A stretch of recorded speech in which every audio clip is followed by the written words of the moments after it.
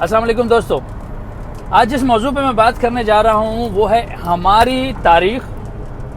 ابتدا کہاں سے ہوئی، ہم اس وقت کہاں پر ہیں اور ہم نے جانا کہاں پر ہے۔ یہی انسان کا سب سے بڑا مسئلہ تھا، جس کی بنیاد کے اوپر انسان نے کتنے ہی علوم ایجاد کیے، جس کے اندر فلسفہ، منطق وغیرہ تھی۔ لیکن اللہ سبحانہ وتعالیٰ کا یہ کرم ہے ہم پر کہ اس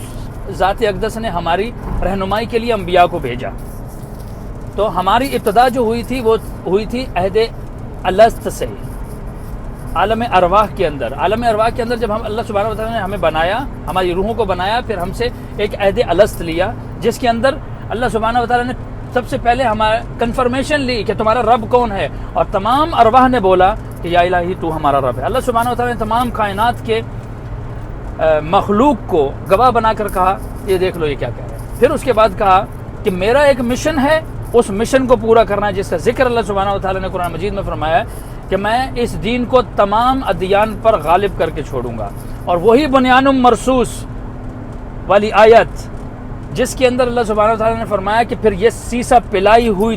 دیوار بن جاتے ہیں یہ مومنین جو لوگ جو ہیں۔ تو اب وہ مشن ہے جو دین کا غلبہ ہے، وہ مشن ہے، اور یہ جو ہم نے عہد کیا تھا وہ ہم نے اپنے آپ کو پروو کرنا ہے کہ یا الہی جو ہم نے عہد الست کے اندر ہم نے آپ سے وعدہ کیا تھا اس کے اوپر ہم کاربند ہیں۔ اللہ سبحانہ وتعالیٰ نے اس وقت ہمیں یہ بھی فرمایا تھا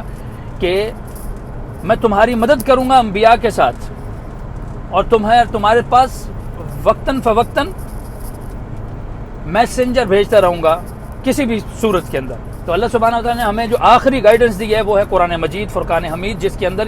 اہل الست کا بھی ذکر ہے، اپنے اس مشن کا بھی ذکر ہے، اور ہمارے سے جو اللہ کی ریکوائرمنٹ ہے اس کا بھی ذکر ہے، اور پھر ہماری ڈیسٹینیشن کا بھی ذکر ہے کہ جو ڈیسٹینیشن جنت کو پائیں گے ان کی کیا خصوصیات ہوں گی، اور جو جہنم کو پائیں گے ان کی کیا خصوصیات ہوں گی۔ تو ہمیں اپنا مقصد نہیں بھولنا چاہیے۔ ہمیں وہ کتاب جو ہدایت کی کتاب ہے اور جو شروع ہوتی ہے سورہ فاتحہ کے بعد، تو سب سے پہلے اپنا تعارف کرواتی ہے ذالک الکتاب لا ریب فیہ ھدی للمتقین۔ تو وہ والا متقی ہمیں بننا ہے جس کی پہلے رکوع کے اندر ہی 6 نشانیاں بتا دی ہیں، آگے اور نشانیاں ہیں۔ تو اپنی زندگی کا سب سے بڑا مشن یہ بنائیے کہ اپنی زندگی کے اندر قرآن مجید کو اس طرح سمجھیں گے جس طریقے سے اس کا سمجھنے کا حق ہے، پھر اس کو اپنی زندگیوں کے اندر امپلیمنٹ کریں گے، اور پھر